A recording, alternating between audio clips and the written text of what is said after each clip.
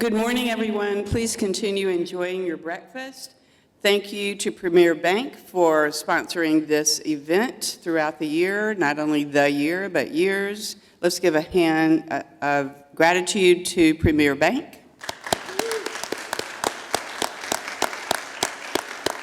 And with that, I want to say thank you for supporting us, all of you, by your presence.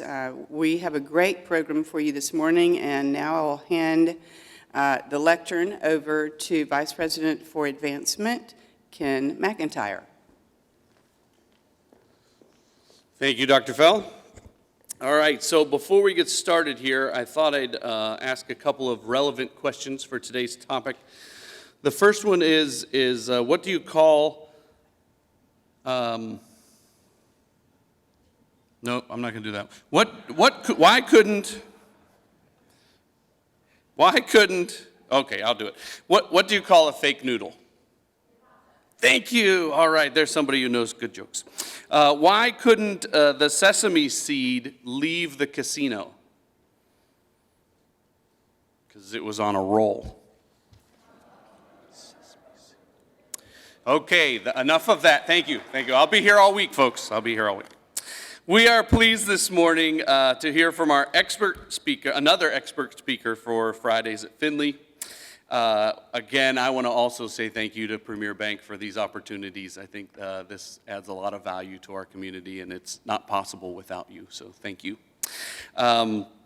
Today, we welcome Brian Nash of Ingredion to learn about food safety, carbon reduction, and sustainability, and the impact of the future of food in creating different forms of business value.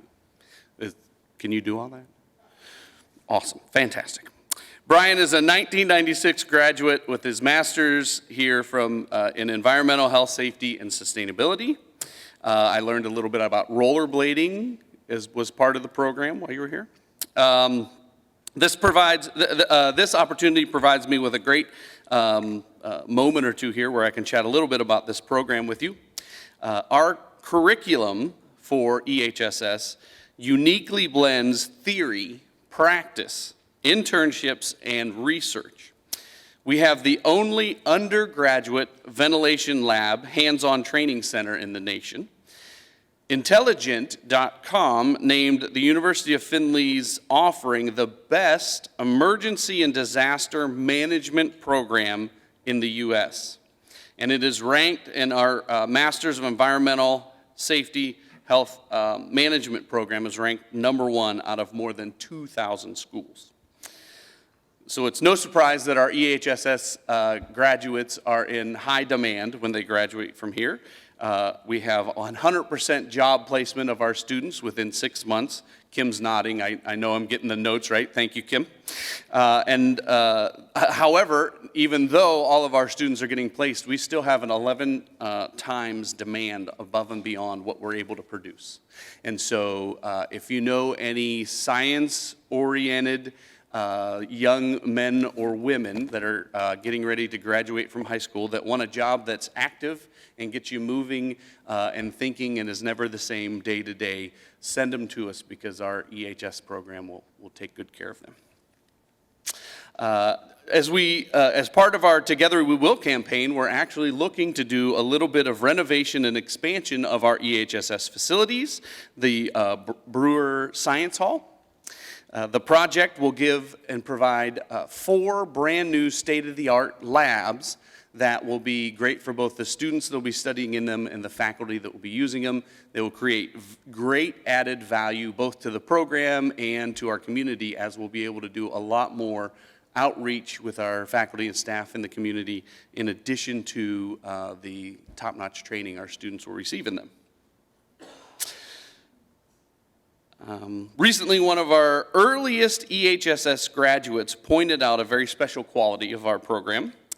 She said, it prepares graduates to work in such a wide variety of industries, and which I think, Brian, you would probably agree, that when you get done with a EHSS degree from Findlay, there's really no place in that world that you can't get a start. So This morning, Brian will be discussing creative business value through sustainability in the food industry. As Vice President of Corporate Sustainability at Ingredion, a Fortune 500 company, he is responsible for establishing the sustainability strategy and chairs the Global Sustainability Council. Ingredion makes sweeteners, starches, nutrition ingredients, and biomaterials used in products by customers in more than 120 countries and represents 60 sectors: food, beverage, paper, and corrugated brewing. Said that right? And more. Please join me in welcoming to the stage Mr. Brian Nash. Oh, you know what? Thank you. I don't know how I did that. I read right through it. We always like to start our events off with a little prayer, and we think that's a great way to get our day started. And I skipped right over Caitlin Freilich. Could you come up here, Caitlin, and start our morning, and then I'll go back and mea culpa for Brian. Come on, please. Thank you.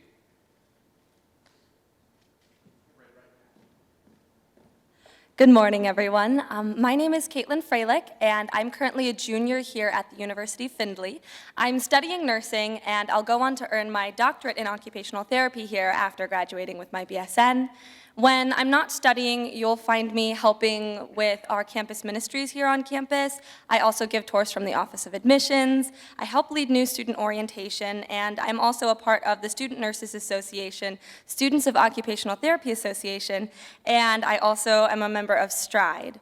I've had the opportunity to volunteer in the community, and I also play on a team in our annual intramural sand volleyball tournament. I've also had a wonderful opportunity to carol with other students at Christmas time. I can honestly say that attending the University of Findlay was one of the best decisions I've ever made. I've made some of my best friends and memories here. The University of Findlay has given me an opportunity to passionately pursue my interests and grow in my relationship with God. I know I would not be the same person that I am today if I'd chosen to attend a different school. I'm confident that I and my peers, like so many students before us, will graduate and give back to others while also having a meaningful life and a productive career. Would you all bow your heads and pray with me? Dear Lord, thank you for this morning and for the opportunity that you've given us to come together today. Lord, please bless the faculty and students here at the University of Findlay as we seek to glorify you in our work, our studies, and our interactions with others. Thank you for the opportunity to come here and learn and grow. I ask that you bless our learning, our service, and bless our growth this year. God, we thank you for the countless blessings you've given us. Thank you for the food you've put before us, Lord. Please bless it to our bodies, bless those who have prepared it, and be with us throughout the rest of this morning and weekend. It's in Jesus' name we pray. Amen.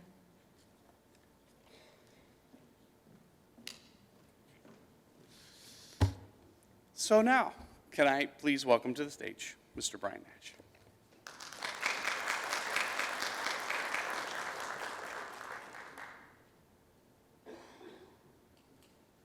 Okay, step one accomplished. I didn't fall coming up the stairs. That was a good sign. I'm going to try to match Caitlin's energy. That's not going to happen, but okay. So I'm going to talk. I've just got a few slides just to kind of give you guys some background, and then we'll move on to the more interesting part of this. So about me, I think we got a little bit of that.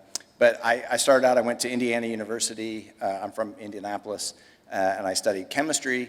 And I was going to go to law school, and I met with the head of legal for a pharmaceutical company in town called Eli Lilly, and he said, you should specialize, and so I came to Findlay to study what was environmental management then, but is EHS now, and decided that that was way more interesting to me than law, and so I went into the EHS field. I worked for a paint company when I first started, and then the boss that I had there left and went to what is now Ingredion, a food and beverage company. And about a year after he left, he said, "Hey, I could really use you. Will you come over?" And I said, "I don't know anything about food or food ingredients. What do you do?" He said, "Well, we make stuff out of corn." And I said, "Well, that doesn't sound very interesting." And he said, more interesting than paint. I said, all right, fair enough. And it turns out both of those are inaccurate statements, because it's as I'm sure all the students and people who work out here in industry know, anything in particular, when you dig into it, gets very interesting. And food science and technology is extremely interesting. And if you wonder what cornstarch is in, the answer is everything but like produce, right? It's in everything. And I used to tell my wife's teaches fifth grade. I used to tell her students I'd pass out M&Ms, right? And I learned that I couldn't pass them out until I was telling them what to do with them, because they just like plop them in their mouth, which is how everybody eats M&Ms, right? You throw it, I like, don't throw it in your mouth, bite it in half. And what you'll see is that there's a shell and there's chocolate and there's a thin little layer of white around there, and that's cornstarch that's been modified to look like a golf ball that binds the shell to the chocolate so it all doesn't just break apart in the bag. And so then they start to understand, oh, okay, wait a minute, there's a little bit of science in there, right? So that's what we do. That's what we do at Ingredion, mostly in the food and beverage industry. But also we do corrugated and cardboards and paper and some exciting stuff around bioplastic. So at one point in time, cornstarch was the binding agent in iPhone glass, in the glass fiber that was used for Gorilla Glass. We do some bioplastics that have resistance to bacteria, so it can be used to extend the shelf life of meats that are packaged in it. So lots of cool technology. We can get into that in the Q&A. But anyway, for any students, maybe there's a few that got up this morning that are in the room, I tell this next part. My boss came to me one day and he said, what do you know about sustainability? And I said, I'm going to guess it starts with an S, and that's it. That's the extent of my knowledge. And he said, well, I'm hearing more about it. Maybe we should learn. And so for about a year and a half, we went to conferences, we did some research, and just kind of learned more about what we thought it should mean for our business. And I presented at a global strategy meeting, like 150 leaders of the company, and they asked me, will you present on sustainability? And so I did, and we broke and went to lunch, and my CEO came up to me and said, what do you think we should do first? And I said, you should probably appoint somebody to be in charge of it. And he said, you're in charge of it. What do you think we should do first? And I said, and this is a powerful statement that I'm about to make. I said the dumbest thing I've ever said in my career, which was, do you need to check with somebody on that? And he said, so, okay, fair enough. Can I get back to you? And he goes, sure. So that was, I started in 2005. That was 2007 that they put me in charge of sustainability. And at first I was in charge of EHS, global EHS, and sustainability. It's become so big in sustainability that that's been split into multiple jobs. And I just focus on sustainability. But I tell that to people because, especially young students, nobody was paying me to learn about sustainability. That wasn't part of my job description. I wasn't being evaluated on it. But the more I got interested, it was what I was passionate about. And so I did the work and then got the job. So a good lesson for young people starting out. A couple years into that job, I decided I don't know anything about really the academics behind what I'm supposed to be doing. And I went back to the University of Cambridge and got a master's in sustainability leadership, which I think has really helped further shape my career. Okay, so I mentioned that. I got that all covered. I know it's up here. I'm going to keep turning around looking because it's force of habit. Okay, so one of the things I learned early on in sustainability is we could be doing 2,000 things, right, for our company. We could drown in initiatives. But what we really want to do is do a couple of dozen things that are really going to bring value to the organization. And so we had to sit down and kind of figure out what are the value drivers that we're trying to meet with this initiative. The first one we came up with was cost control. So if I reduce my carbon footprint, probably the easiest way to do that is reducing my utilities in my operations, and that has a direct correlation to cost. So I worked with the accounting group, and they basically said, if I do a 10% reduction in carbon footprint, what's that mean in utilities? And their response was about $49 million. So when I go to the executive team and say, hey, we would like to have a $3 million budget to do a 10% carbon reduction, the first question my CEO said is, well, what do I get for that? And I said, you get $49 million of operating expense. And he said, done. He said, there's no point in time where I will ever tell you that I won't spend $3 million to get back $49 million. So cost control, that's the simplest one. If I can do an initiative that reduces cost, it's a no-brainer. Second one is risk mitigation. As much as my CFO doesn't like to keep upping my budget every year like I ask him to, he speaks the language of risk. And so where we have an initiative that can reduce risk, even if it's costing us more, the company understands that. That's a language they speak. And so we take child labor or we take forced labor out of our supply chain, or we're implementing global food safety initiative protocols in our plants so we have less contamination risk or product quality issues. That's all things that they understand. So risk mitigation is the second value driver for sustainability. Then we get to brand enhancement. This one's a little fuzzier, harder to put a dollar amount on, but if we're doing an initiative that enhances the Ingredion brand or the brand of our customer, then we think it has value. Example I'll give you is regenerative agriculture. We're doing a lot of regenerative agriculture projects with customers right now, and it's one of the fastest growing consumer identified traits in sustainability is circularity or circular economy and regenerative agriculture. So doing practices on the farm that are improving soil health, reducing carbon, reducing water, all fall under that regenerative bucket. And so we're doing projects with PepsiCo and Nestle and Unilever, and we've got a whole host of other companies kind of on deck to do more work. But that not only has value to us in reducing our carbon footprint, the bigger value comes to our customers in being able to enhance their brand and saying, we're working with suppliers like Ingredion to drive regenerative practices in our supply chain. That's worth more to their marketing department than it is to their sustainability department. And so once we started promoting this and how we work this program, we've had companies kind of come out of the woodwork to say, hey, we want to be involved in these type of projects. So it's enhancing the Ingredion brand, it's bringing something to the brand of the customer, and that's another value driver. And then the one that I think has always been there all along, but is employee satisfaction. So now more than pre-pandemic, there's a war for talent, and almost feel like when we interview somebody, we're trying to tell them, pick me, more so than tell us why Ingredion should pick you. And we're finding that I'm working more with HR now post-pandemic than I was before on how do they talk to new potential recruits about sustainability? How do they take that out to campuses when we do campus events?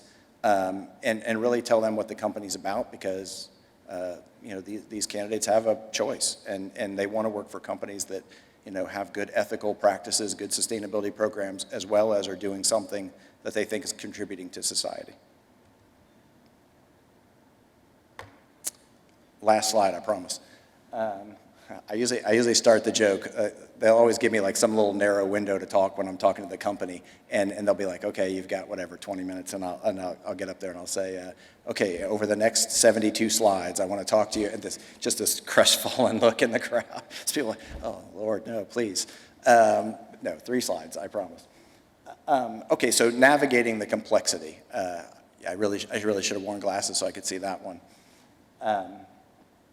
So what we're finding in sustainability is, and we were talking about this at dinner last night, is that there is a growing complexity to it. So what people ask for in sustainability or what the drivers are not always aligned, and sometimes they're in opposition with one another.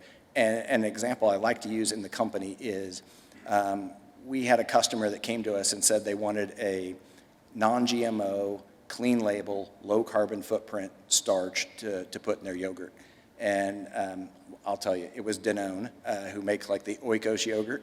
And it's the silky kind of textury starch that gives it that silky mouthfeel. And so they wanted non-GMO, clean label, low carbon footprint. Non-GMO has a higher carbon footprint than genetically modified corn. Clean label, which means you're not using any chemicals to modify the starch, we're using proprietary temperature and pressure processes, has a 40% higher carbon footprint. And so 2 of the things that they requested are in opposition to the other one.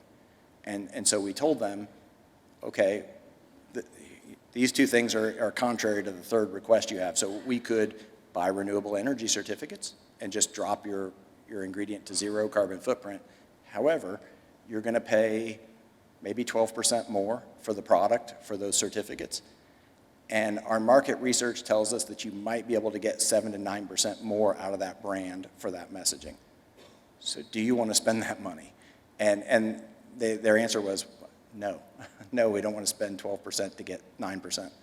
And I said, so can we agree that your consumers value the non-GMO and the clean label more than the low carbon footprint? Because to date, there are not very many products out there that have a carbon footprint on them.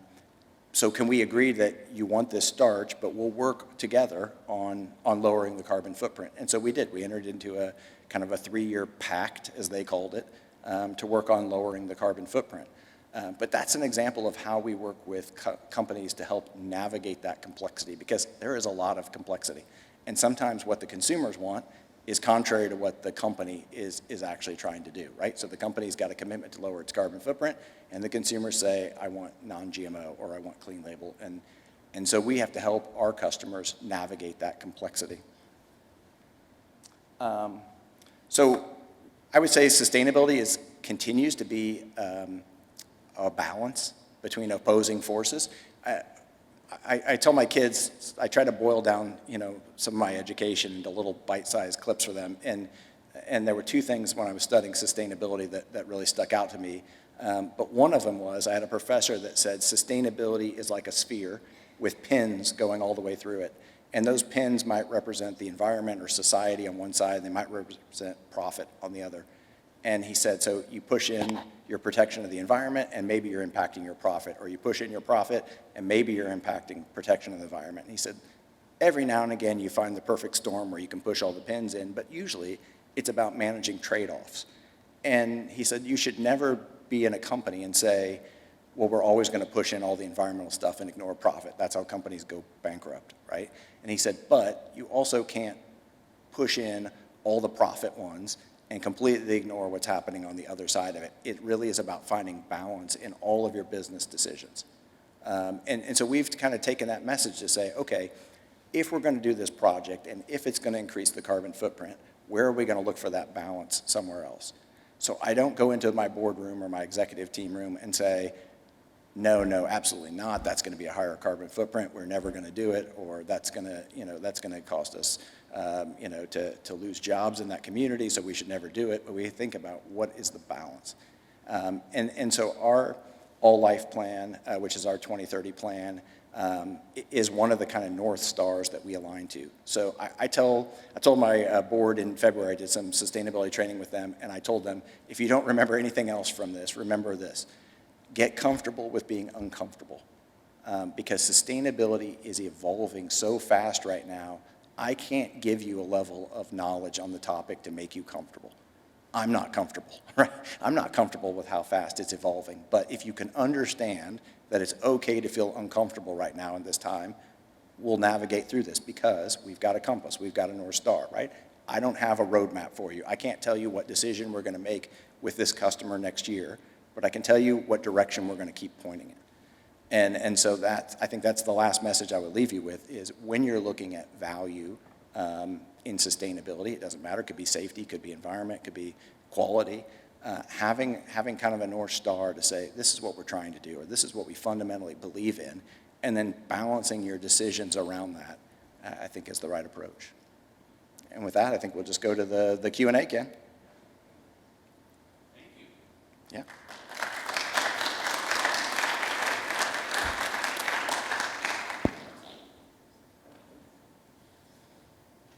Okay, well, I have a couple of questions here written down, and then we'll run through maybe 1 or 2 of these and then open it up to anyone that has a few questions in the... That's right. That's right. No, I think we're all very much awake. Exciting, interesting. It's the side of it we never get to see. That's fantastic. Thank you for sharing. So during your nearly 30-year career, what are a couple of key changes that you've seen in the sustainability field as a whole? Yeah, that's depressing to think it's been 30. I don't know how it could be 30 years. I'm in my 30s. I'm not. Yeah, listen, I think the changes are when sustainability started out, it was not seen as being strategic. I'm not going to lie. When they told me, we're going to split this job up, right? We're a Fortune 500 company now. We think we need somebody to run health and environmental health and safety, and we need somebody to run sustainability. And they were both, I was in charge of both of them. And they said, which one do you want? And I said, well, I don't want safety, right?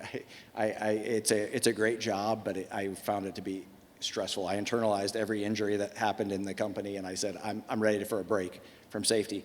So I went to sustainability, and I'll be honest with you, I did a lot of work for the guy that took over safety, probably 20 hours a week of work for him, because I kept thinking every day is the day I'm going to wake up and they're going to decide we don't really need sustainability, because it wasn't seen as being strategic to the company's growth.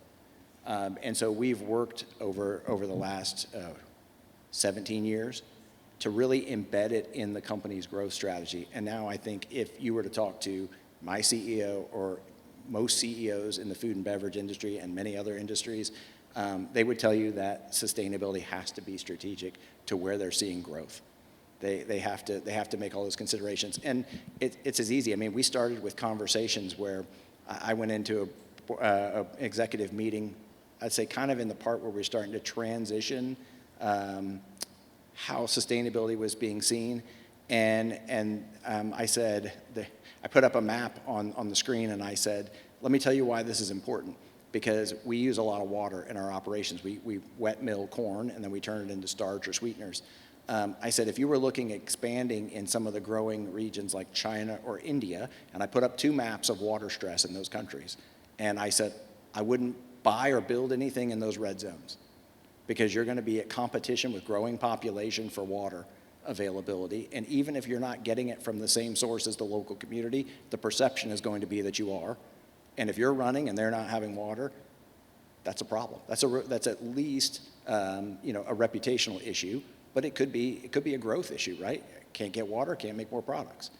And I think that was the first time our CEO at the time looked at me, and she was like, oh, well, we weren't thinking about that. We're not even looking at the water stress when we decide where to make products. Like, should we not be making high water products in high water stress areas? And I was like, no, you absolutely should not. And so then that got us connected in with supply chain and the people that were doing planning in the company.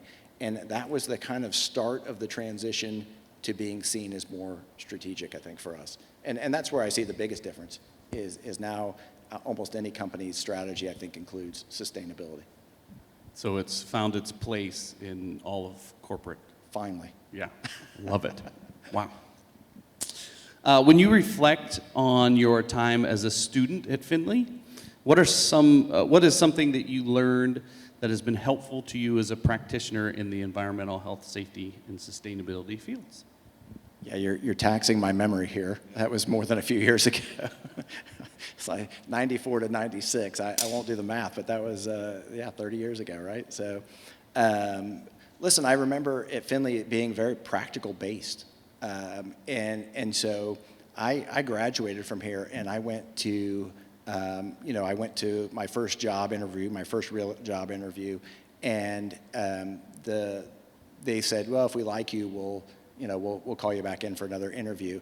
And the next day I got a call from the vice president over the group that I interviewed for, and he said, we're not going to have you back for another interview. And I said, oh, okay, well, thank you for your time. He goes, no, we're going to go ahead and offer you the job. And he said, I was so impressed with your practical knowledge and approach. I think that's one of the things of real value that I've gotten from Findlay and kept with me throughout my career is there's got to be a balance between this idea of academic and actual practical application.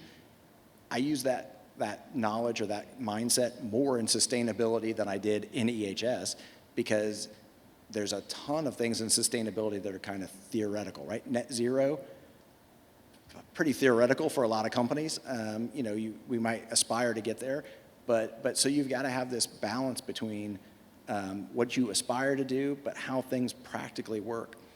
And the reason that that's important is because I don't do everything in my company, right? I've got to go out and convince somebody who says, man, I'm just here to make product, Brian, right? Like, you got all these demands, and I just make product. I'm the reason you have a job, because I make stuff and we sell it, right?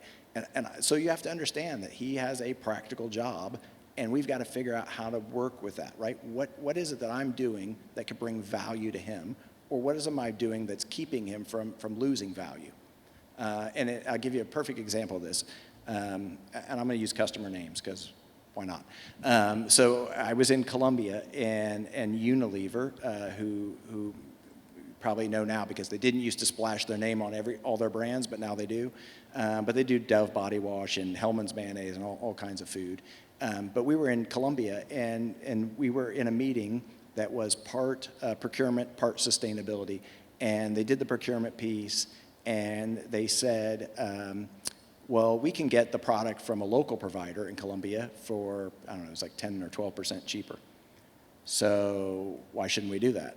And or so, you should lower your prices. And I said, you guys are a strategic partner to us. I started talking much to the horror of our sales team, who was like, why is the sustainability guy talking about procurement? And so I said, well, you guys are a really strategic partner for us, and we value your business, but if you can get it 12% cheaper, you should do that. Like, why would we not want that for your business? We want you to be successful. If you can go buy it 12% cheaper and get sustainable agriculture programs with your growers and get all the human rights validation work that we do and do all the low carbon emission stuff that we do and the water conservation, I just kept ticking off stuff, right? If your low cost provider is providing you with all that value, like, I'll shake your hand. Do you want us to drive you down the street? Like that's a great deal. And they were like, I'm not sure if they're doing the sustainable ag. I'm not sure about the human rights. Oh, okay, well, I know those are things that are important to your brand. I guess you just have to make a decision. Do you want to be cheap, or do you want to, spend a little extra and get the extra value? And the sales team, then I finally saw a smile crack across the sales team's face, like, okay, I got it. Okay, we don't need to muzzle him next time, right? But so understanding how you help bring value or defend sales is a great way. Now I go back to that plant manager and tell him, by the way, how much sales did you not lose because Unilever didn't go down the street? And he's like, oh, well, that's a pretty big reason why my plant's open. And okay, so there's an important value to that. You make product, but you sell product because it has value. And we can help connect you to that. So we just approach it very practically, right? We need to be in partnership. I'm not going to get everything I want. You're not going to get everything you want. And we got to find that balance. And I think that just practicality is something I picked up from Finley. Wonderful. Thank you. Okay. It's like a 10-minute answer to your question. That sorry. was fantastic. Yeah, thank you. Do we have some questions? Is there anyone, a raise of hands that would like? I have a couple more here that might be of interest to everybody. Oh, there we go. Doreen has a microphone she's bringing over there. Thank you, Doreen. Doreen is the one who sets up all the pretty tables and the things and activities that make this possible. With AI being so popular and kind of a buzzword right now, where is that landing in your company right now? Yeah, I'm sorry, I got to get this distance down. Yeah, I would say AI, I find a lot of similarities between AI and sustainability, right? Because people say, oh, we're going to do sustainability, and I say, what are you going to do, right? There could be 2,000 things you could do and call it sustainability. I think it's the same with AI, right? Is when people say, like my CEO said one day, we gotta be more involved in AI, and the first question out of our chief information officer's mouth was, what does that mean to you, right? And so what I think is critical with AI, because you can't ignore it, right? And so is to figure out for us, at least in sustainability, what we do is we map out our programs and where we're connected with resources and where we have gaps. And so then we look at, can AI help us fill those gaps? And those might be knowledge gaps, which are great, or they might be practical application gaps.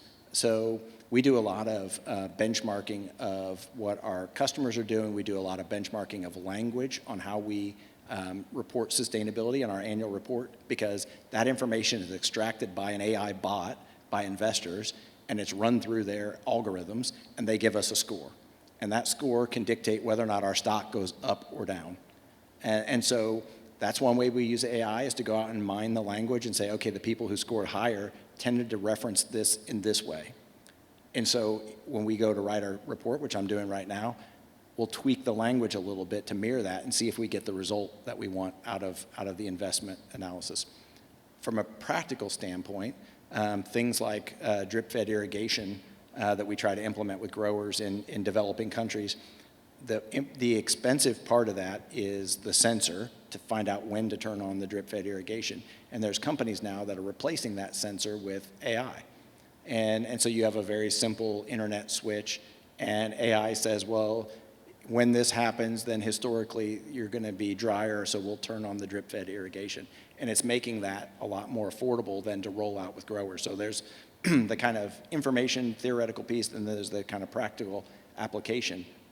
So for us, we just go through and identify where are there AI tools that could help us fill a need in implementing our program. And that same kind of application is happening across the company in different, procurement's got a different thing than supply chain, than, sales teams using it in a different way. But I think we start with what's the need, and then is AI the right tool to fill that need, or do we need to look for something else? Great question.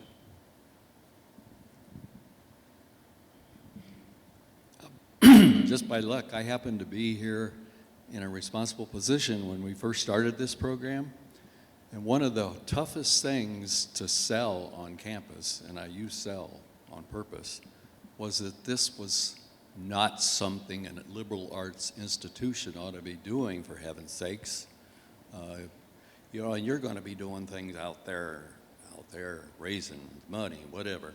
And so my question to you is, how do you help people develop a keener awareness of using their imagination? I think it's so difficult to get people off of something that's really comfortable, but you've got to give them time to have imagination.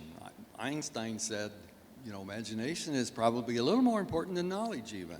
I believe he said that. Liberal arts people. Sounds like something he would have said. Yeah. So I'm just curious, how do you work on imagination? Yeah, well, two things. One, I'll use the humorous one, right? So I tell my staff, think outside the pickle, and I kept saying, think outside the pickle, and somebody said, isn't it think outside the box? And I said, that sounds exactly like something somebody in a box would say. And so then they were like, oh, okay, our boss is so funny, haha. But I told them, I said, it is absolutely critical to what we do is that we have to be the dreamers, right? So the first thing is, if you don't believe that something is possible, you won't do it, right? And so we'll have in our group, when we have our staff meetings, discussions around, what do you think should happen, right? And I think that one of the important things is I stopped giving my employees the answers because I wasn't teaching them to use that mental muscle. And so I would say, well, come back next week and tell us all what you think we should do, and give us what you think is the practical answer, and then give us what the dreamer answer is, right? And let's talk about which one of those is more logical or what would have to happen. And so we then call it reverse engineering the problem, right? So if you think this is what in a perfect state should happen, what would have to happen for all those things to occur? And so it teaches them, I think, not only to be creative or to dream a little bit, but then also to link that back to reality. And so then try to say, okay, well, how do we work that into our strategy, right? And there's two ways, right? Because don't ask for money. First of all, what's the easy and cheap way to get started? Because I will tell them, you guys always want to just plant a flag on Everest, and I'm telling you there's 4 base camps before you get there. And you can stand at the bottom of the mountain and just say, well, nobody's giving me the money to go to the top. Or you can try to figure out how to get to the base camp and say, we're already a quarter of the way up. Can somebody help me get to the next base camp? Executive teams would much, much rather put money into somebody who's doing something than to somebody who said, this is what I need, and if you don't give it to me, then I can't do anything. And that is more prevalent than you would think in the working world. I used to be in operations, and I moved into commercial because our CEO thought we should really leverage sustainability more commercially. And our customer experience, our guy that ran customer experience, asked for $400,000 to do a project. And I was like, $400,000 is like the budget for sustainability for the last 4 years. So like 400, and he got $370,000, and his response was, we can't do the project. And I was like, that's it? Like, you just can't, I said to my boss, well, give me the $370,000. I'll show you what I can do with it. And which is what he did. He transferred it over, and we did a bunch of stuff, and he said, great, I'd rather give the money to you. And so I think, look, it starts with just challenging people to do that. And to your point, you have to have time. Busy people don't sit there and kind of daydream, right? So, making sure that people carve out time. Once a month, I have a staff meeting, and to anybody outside the organization, it's an 8-hour meeting, or anybody outside of our department, it's an 8-hour meeting on a Friday. And I tell you that they've never been more than 90 minutes. And you have the rest of the day to get caught up, spend some time thinking about the problems or whatever, but just like decompress a little bit and focus on what we need to do. The other thing is, I ask my employees, what are you passionate about that you're not working on? Because I think that passionate people, when they're doing what they're passionate about, tend to be more creative. And so even if it's outside their job scope, we find a way to get them working on it. And I find that tends to unlock creativity a little bit. Wow, thank you. We had another question here, and I think one over here too. Please.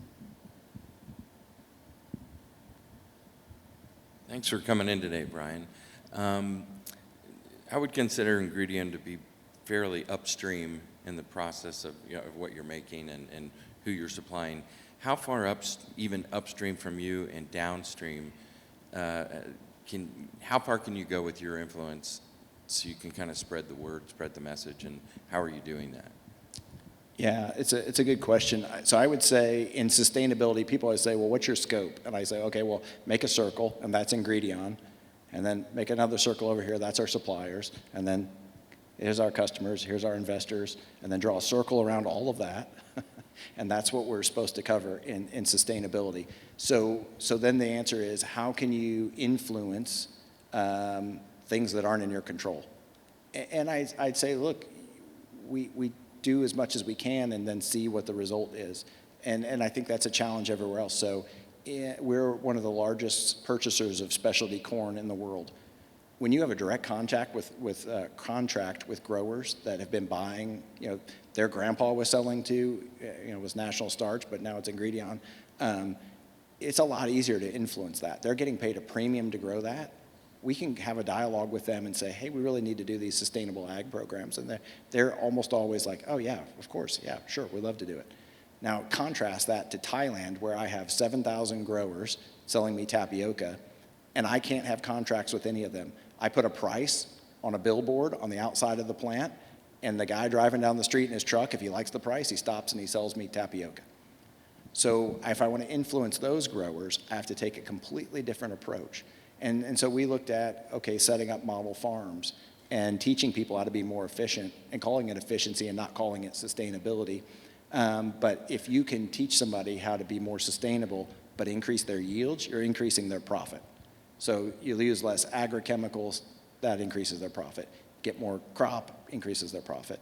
And once you could do that once, those people keep showing up saying, what else do you have to teach me? And that program had a hiccup during the pandemic where we couldn't go out and meet with growers. And it's hard to go out and meet with 7,000 growers anyway. And so our local team said, could IT help us make an app to connect with growers? And so they did. And so what they told growers is, we're going to send you things on how to be more, better stewards of the land. But in response, you can send us back things. So farmers would then send our agronomists pictures of things saying, what is this? And we'd say, well, that's mosaic crop disease. And we'd push that back out to 7,000 growers and say, if you see this, it's mosaic crop disease, and here's what you do. So we found a way to make a connection with them that's cost effective. And because it's a give and take, they're getting something perceived. Then when we give them advice on something, or if we say, hey, by the way, we'd love to know, how much water are you using? Do you guys have any idea? Does anybody track it? We can get back data and say, okay, less than 10% of the farmers actually track their water use. Less than 15% of them actually have irrigation. They just rely on the rain. And so then we start to get information that helps us understand how to go out and work with those growers better. So it's possible, right? I mean, and then you've got customers on the other end, which are even more complex because they have their own sustainability programs, and trying to work with them to say, hey, we think we have a product that will help you. Sometimes we don't go in and sell it under a sustainability banner. Sometimes it's under an affordability banner. And so There was a few years back where egg prices went sky high. We have a starch that can replace egg whites in things like salad dressings. And so we went in and said, oh, well, egg prices are high. We can take up to 50% of your egg whites out of your salad dressings with this starch without affecting texture or flavor or anything else. And so that was an easy way to sell it. Now that egg prices are back down, people are thinking, well, should I use egg? Should I use starch? And so then we go in with a tool that we have and we make an evaluation. We say, by the way, in your formulation, that starch is reducing the carbon footprint of your salad dressing by 37%. And they're like, oh, okay, well then we'll keep buying the starch. So sometimes it's not the sustainability driver, sometimes it is. But we have to use like subtle techniques like that. We don't control the formulations of our customers. We don't always control what our farmers are doing. And so selling things on their merit and all the value that it brings, not just one like little layer of that value, is how we try to drive that influence. Thank you.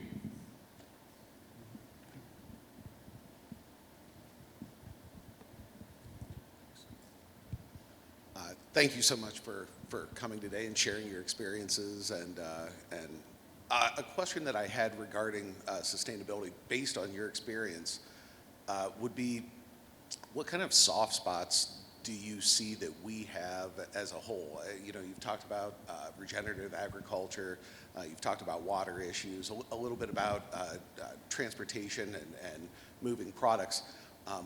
As a whole, are there certain soft spots that you see that we have in terms of sustainability and maybe directions as a whole that we should kind of point our magnifying glass on?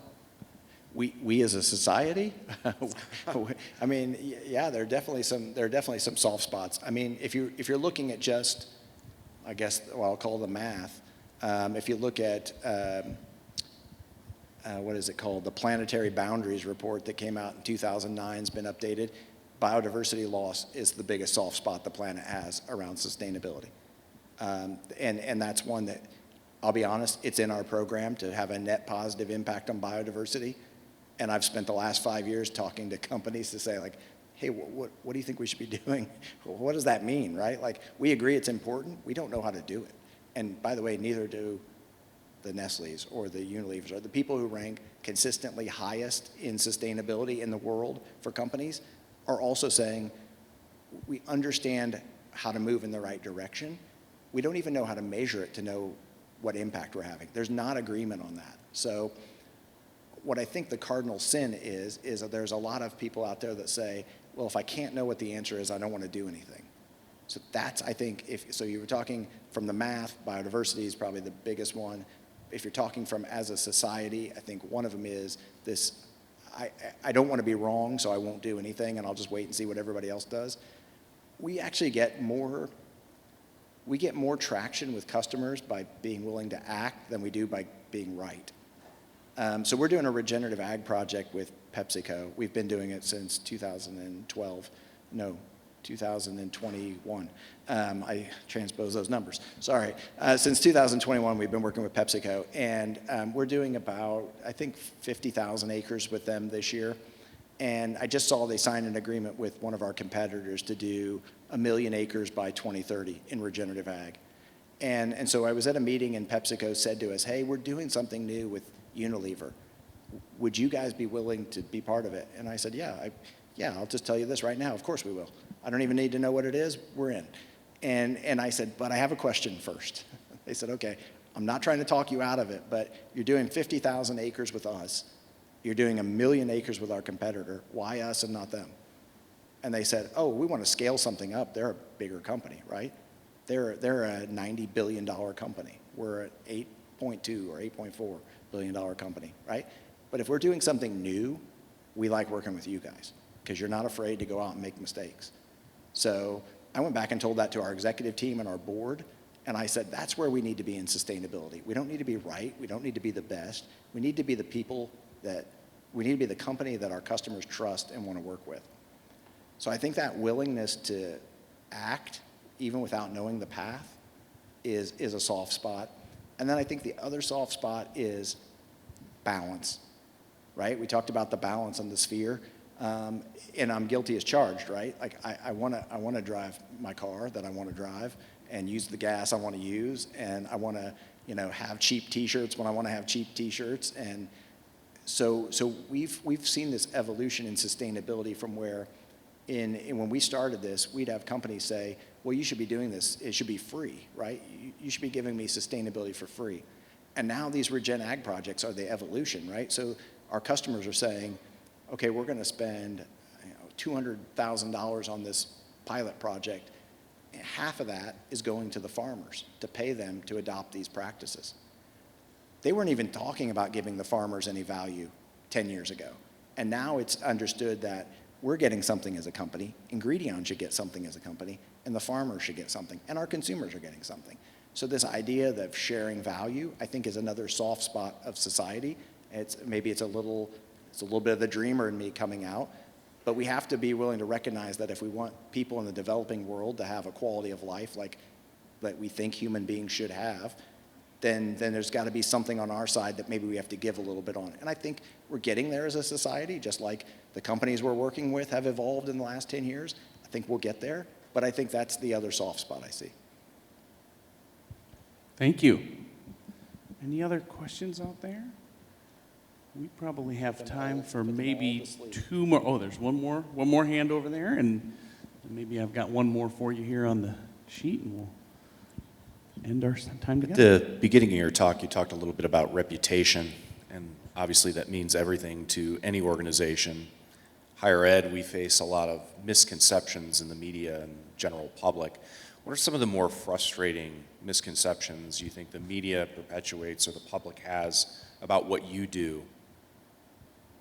Yeah, I'm really fortunate in that I'm B2B, right? So we're like, I think I said one time, we're one of these Fortune 500 companies that you go, who are they? What do they do, right? So I don't have to deal with media as much. It comes up from time to time. But I will say our customers, I'll give an example that I've used with our board. Nestle had an issue where I think The Guardian in the UK put, Nestle has slave labor, right? Like that was the headline.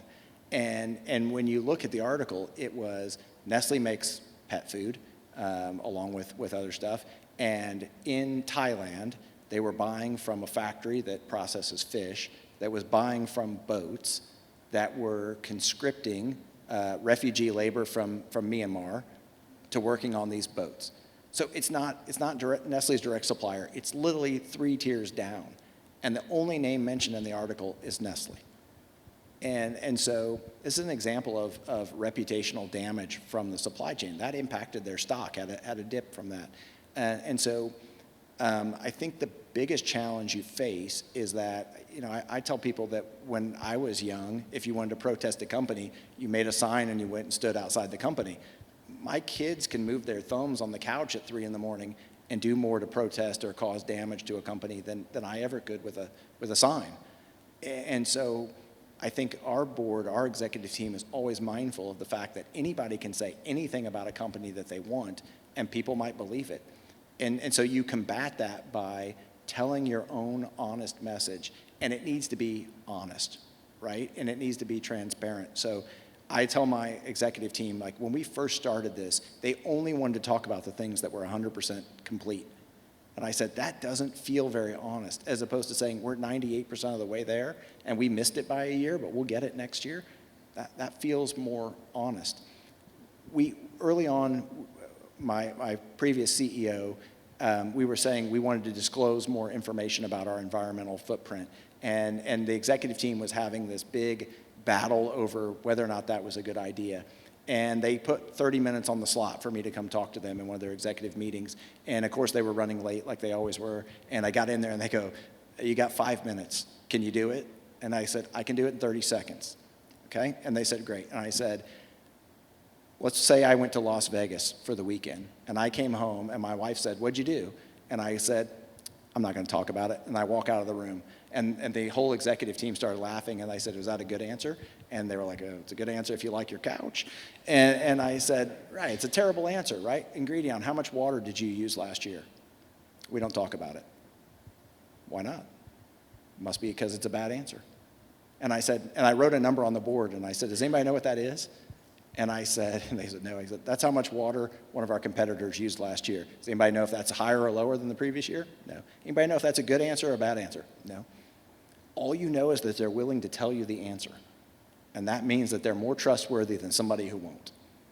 And so I think that's the message that we say in sustainability is we have to be willing to tell the things that we're not good at, along with the things that we're good at, and give an honest message. And I think we've been very well rewarded by our customers and our investors for telling that honest message. It's the only way you can combat what's out there, competing against your reputation, is to tell your own story. Thank you. Very good. I do think we have time here, maybe a minute or two for one more question. Did you see a hand up, Doreen? Okay. Let's wrap up with this one. I think you might have a few things to say about it. But I know we talked a minute here about soft spots, but what do you think the biggest concerns are in the food industry today, sort of globally? No comment. No. No answer. I can't We don't tell talk you. about that. Biggest concerns in the food industry. Yeah, so I think biggest concerns in the food industry, one is affordability. All the things and all the pressures that people are putting on companies. Every time a consumer says, hey, especially millennials, who I think our research says 72% of millennials take sustainability into consideration when buying, and they're the fastest growing market segment that most of our customers are looking at. So how do you incorporate all the things that you want to do to sell to that market segment, but keep prices affordable so that people can have food? I think that's one of the biggest challenges. And then it's navigating the complexity, right? It's not just what people want or what companies want to do. There's a changing regulatory landscape that is kind of putting shackles on major corporations, right? So I no longer have the flexibility to say, well, it'd be cheaper if I make this in Brazil and send it into Peru. I've got to take import-export, I've got to look at chemicals, I've got to use my regulatory team, I've got to use my quality team, and now you've got to use your sustainability team to think about if that's possible. And the more that we see those constraints coming, the more you take it out of a company's hands to be able to say, this would be the cheapest way to bring food to these people, but now I can't do that. And I understand why those shackles are there, because not every company says, well, this is the law, that's the minimum standard, right? That's just a given. We need to be up here. So I understand that there's a need for those laws, but all those constraints, all those requirements, all compete against being able to provide the world with nutrition and affordability and everybody to have a healthy diet by 2030. And I think I see that as being the biggest complexity or challenge that the food industry is facing. Thank you, Brian. Okay, and with that, we are going to end our time together today. Thank you very much for coming out. Brian, you have a few minutes maybe if there's a few questions, if anybody wanted to come down. Happy to stick around. Very good, and thank you so much for being here. We don't have the next Fridays at Findlay set up yet. We're working on a brilliant speaker there, and we'll let you all know when that date and time is ready. Thanks, everyone, for coming out. Thank you so much.